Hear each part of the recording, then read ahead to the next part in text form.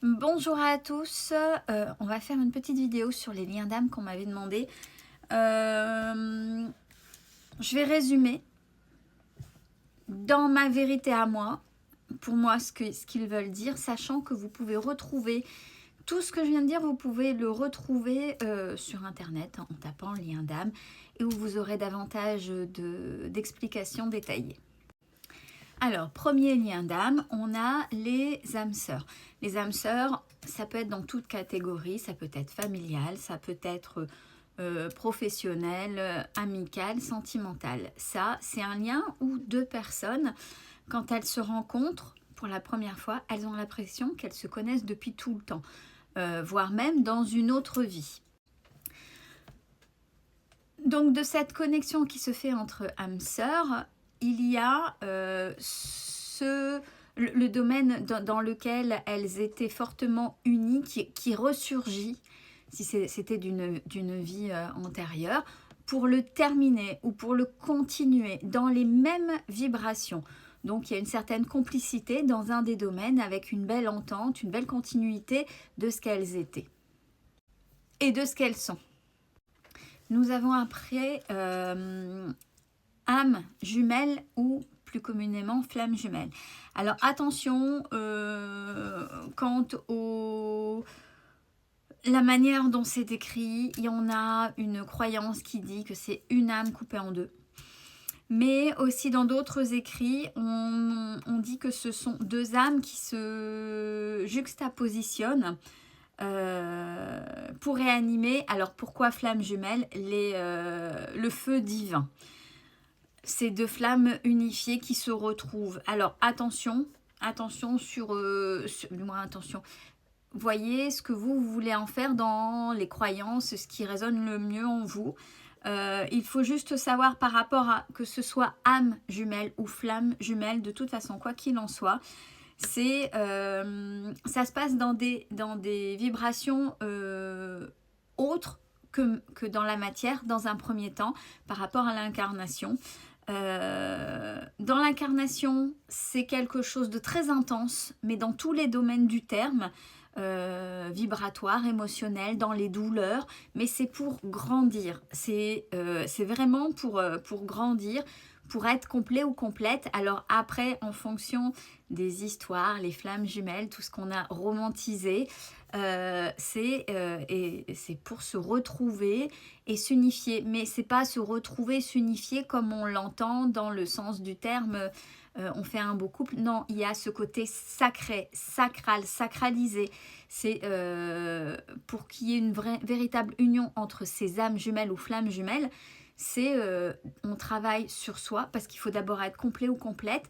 Il y a l'effet miroir par rapport à l'autre, bien sûr de manière intensive. Ça, c'est l'intensité dans les âmes jumelles ou flammes jumelles, c'est exactement la même chose. C'est très très très intense. Et pour qu'elles viennent se compléter, parce alors déjà, il faut être complet pour être soi-même, mais ce sont deux âmes qui se complètent pour former une seule âme, la flamme divine. Alors là, vous voyez, il y a des choses à aller lire et attention à ce que vous allez avoir. Et si elle se représente surtout dans un couple sentimental, c'est parce qu'il y a quelque chose de sacré et de divin quand elles ont réussi à travailler toutes les deux. Pour l'humanité, ça va au-delà de ce qu'on peut dire et de ce que vous pouvez entendre. Alors, on a les âmes sœurs spirituelles. Alors, ce sont des âmes sœurs qui sont déjà bien éveillées et qui vont aller réactiver des mémoires de vie antérieure. Des mémoires de vie antérieure pour pouvoir justement travailler, finaliser, se libérer de quelque chose qui n'est pas terminé dans cette vie-là.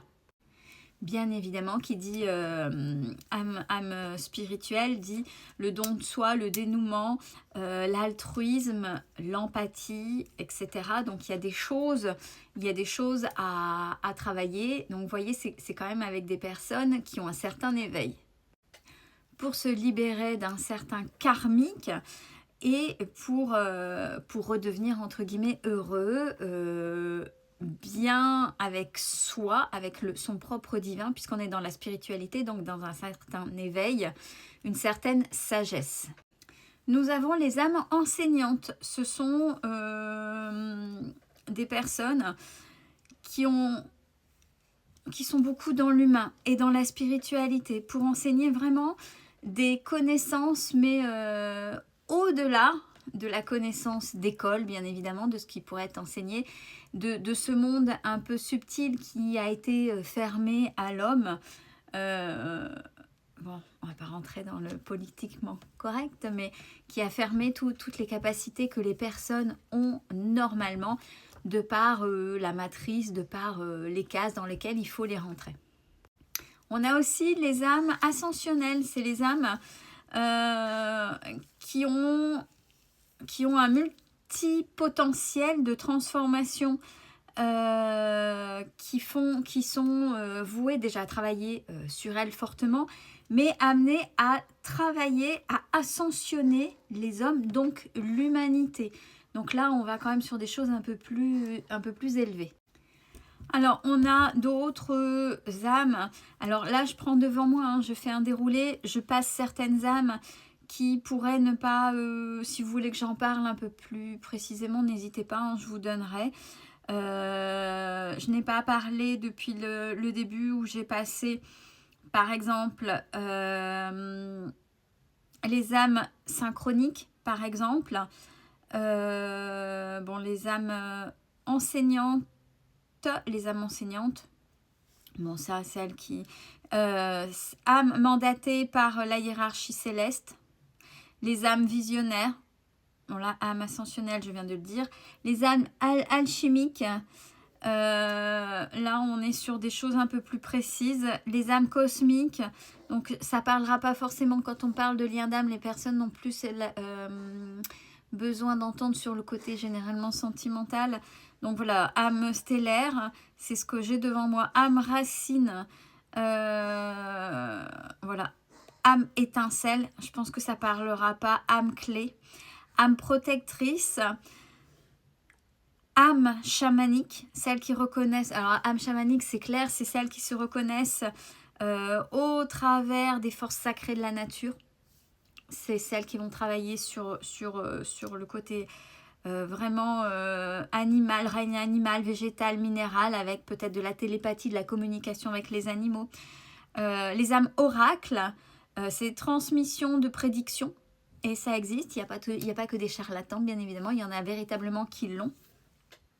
Les âmes guides qui vont, ça, elles portent bien leur nom, c'est celles qui vont essayer d'éclairer les gens pour aller vers une certaine spiritualité, pour aller vers la source, pour s'élever bien évidemment. Et on a âme en voie de sanctification. Mais ça, ce ne sont pas des choses que on entend parler quand on fait les liens d'âme, les liens forts. Là, ce qu'il faut bien sûr retenir, c'est les âmes sœurs. Âme ou flamme jumelle, qui est important. Âme spirituelle. Âme enseignante à la rigueur, qui vont donner des leçons, qui seraient proches du karmique.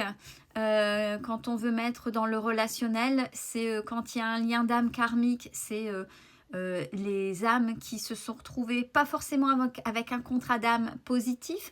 Contrat d'âme positif, là, quel que soit le lien d'âme, positif, c'est-à-dire qu'il va vous aider dans les belles choses à évoluer de manière douce et bienveillante.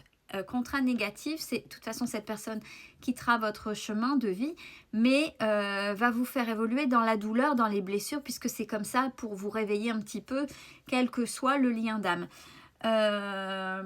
Et le karmique, le lien karmique, quand il y a vraiment un lien karmique, une relation karmique, c'est soit d'une vie antérieure ou soit c'est le karma, quelque chose que vous avez... que vous récoltez de façon négative pour vous faire apprendre une leçon. Et en fonction de certains liens d'âme, ça peut venir chercher justement le karmique pour vous faire comprendre des choses dans le milieu relationnel.